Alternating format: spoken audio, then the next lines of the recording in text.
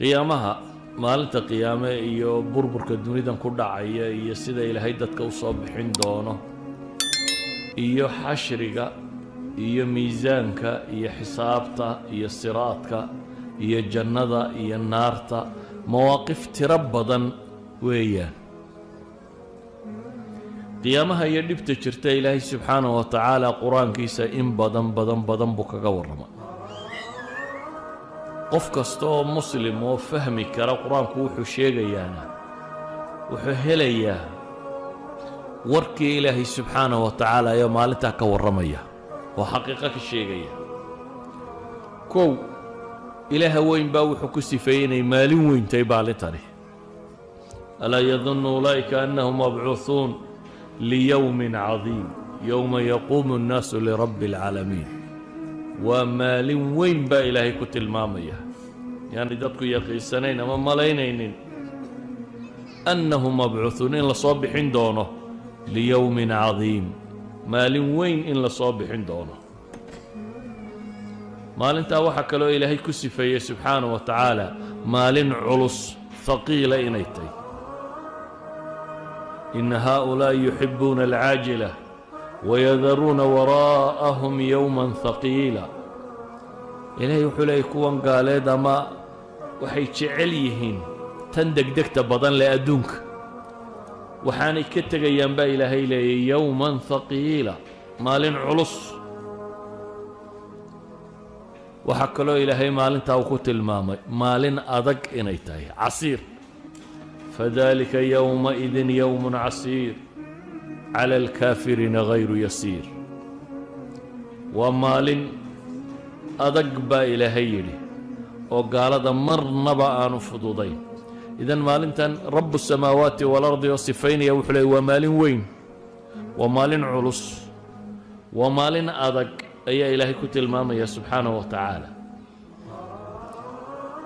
waxaa ilaahay sifaynayaa maalintan baqaha iyo cabsida bini aadamka haysta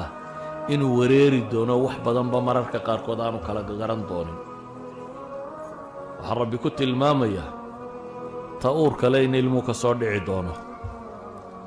waxaa rabbi ku tilmaamaya ta nuujinaysa inay ilmaha hilmaami doonto o ilaabi doonto. ilaahay wuxuu leeya yaa ayuha annaas ittaquu rabbakum ina zalzalata saacati shay-un cadiim. wardadow waa rabbigiin ka dhowrsada baa ilaahay leeyahy, waayo ina zalzalata saacati shay-un cadiim.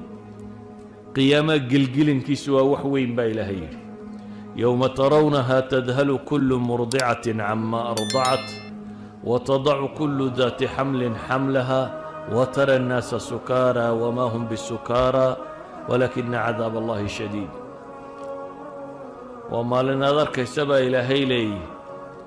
tii nuujinaysay waxay nuujinaysay ay hilmaami doonto, tii uurka lahayd uurku ay tuuri doonto, dadku aad mooddo inay sakhraansan yihin baa ilaahay leeyihi. ilaahay baa wuxuu leeyay watara annaasa sukaara. waxaad arkaysaa dadka oo sukaara ah, sakhraansan. wamaa hum bisukaara ilaahay buu leeyihi, mana aha waxay cabbeen dadku sakhraamay. dad wax cabbay oo saa ku sakhraansan ma aha, haddana waa la sakhraansan yihi. oo maxaa sakhraamayey? shiddat اlhawl, dhibta weynideeda. walaakina cadaab allahi shadiid baa ilahay yidhi. ilaahay cadaabkiisa ayaa adag. saa daraaddeed baqe cabsi bini aadamku uu cabsanayo iyo baqaha maalintaa jooga waa kaa uu dadku sakhraamayaan. waa ka uu nebi maxamed tilmaamaya calayhi salaatu wasalaam ambiyadu oo dadka hormoodkooda ahaa inay ku koobmi doonaan nafsi nafsi nafsi, tayda bes inay ku koobmi doonaan ilaa iyo marka u dambaysa nebi moxamed calayhi salaatu wasalaam la soo gaadho ana laha uu yidhaahdo. waa maalin ayuu nebigu ku tilmaamayaa baqa daraaddeed kuwa dulmiga dunida ku sameeya indhahoodu aanay libiqsanin, ishu iskuma qabsoonto, naxdin daraaddeed isha wuu kala hayaa. walaa taxsabanna allaha gaafilan cama yacmalu aldaalimuun inamaa yu'akhiruhum liyowmin tashkhasu fiihi alabsaar. ha u malayn baa ilaahay leeyay inuu rabbi moogan yahay waxa ay daalimiintu samaynayaan ilaahay wuxuu leeyahy ma moogani ee waxaan dib ugu dhigay maalin indhuhu ay engegaan oo aanay libiqsanin baa ilaahay leeyahy ayaan abaalmarkooda dib ugu dhigay muhطiciina muqnicii ru'uusihim laa yartaddu ilayhim طarfuhum waafidatuhum hawaa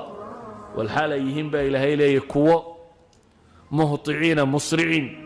kuwo degdegaya marka loo yeedho madaxa kor u taagaya ishoodu aanay dib u soo noqonaynin baa rabbi leeyahy caqlina aanu kuba jirin afidatuhum hawaa baa ilaahay leeyahy caqligu waa madhan yihi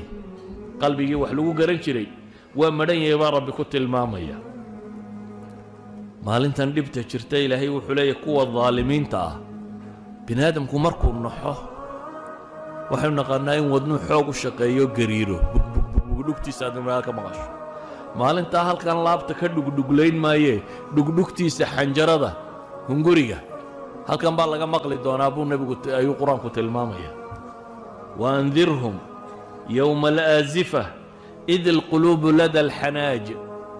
uga dig maalinta dhow baa ilaahay leeyahy subxaanahu wa tacaala id alquluubu lada alxanaajir marka qalbiyadu wadnuhu halkan ka dhugdhugleeyay kaadimiin iyagoo haddana saakitiina laa yatakalamuun qofna aanu hadlaynin aamusan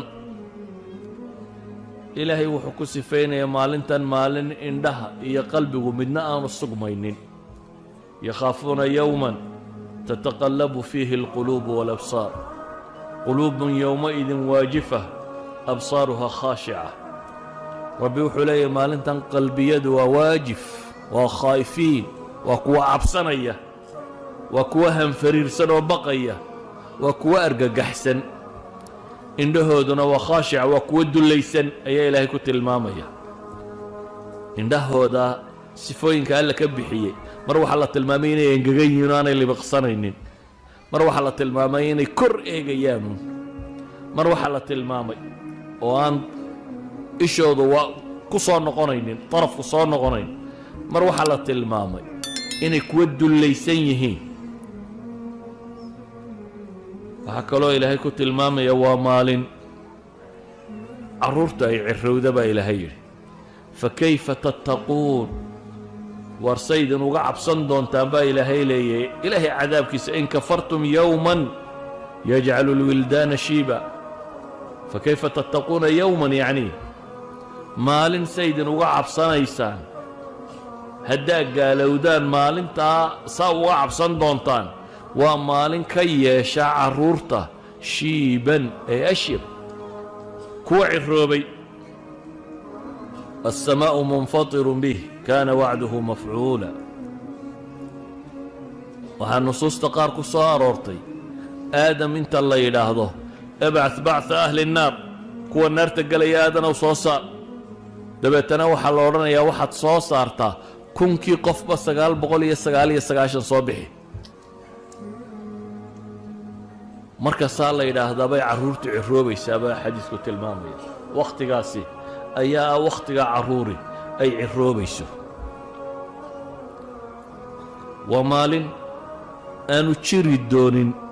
xidhiidhka qaraabanimo iyo tolnimo iyo walaalnimo iyo aabbannimo iyo hooyo iyo xidid iyo xigaaltoona waa maalin aanu jiri doonin ilahi wuxuu leeyay faidaa nufika fi الsuur falaa ansaaba baynahum yowmaidin walaa yatasaa'aluun haddii suurka la afuufo marka suurka la afuufo baa ilaahay leeyay falaa ansaaba baynahum nasab ka dhaxeeyaa ma jiro wiil iyo walaaltoona ma jiraan iyo waxaad weheshataa toona walaa yatasaa'aluun baa ilaahay yidhi waxba laysweydiin maayo bal qofku naftiisa mooyaane cid kale danayn maayo waa maalinuu qofku ka carari doono dadka intii xigaalkii iyo xigta ahayd ee ugu dhoweyd walaal hooyo aabbo saaxiib kula dhalay faidaa jaa'at الsaakha yowma yafiru اlmar'u min akhiih wa ummihi wa abiih wa saaxibatihi wa baniih likulli imri'in minhum yowmaidin sha'nun yugniih qiyaamuhu hadduu dhac baa ilaahay leeyahay waa maalinuu ka carari doono qofku walaalkii iyo hooyadii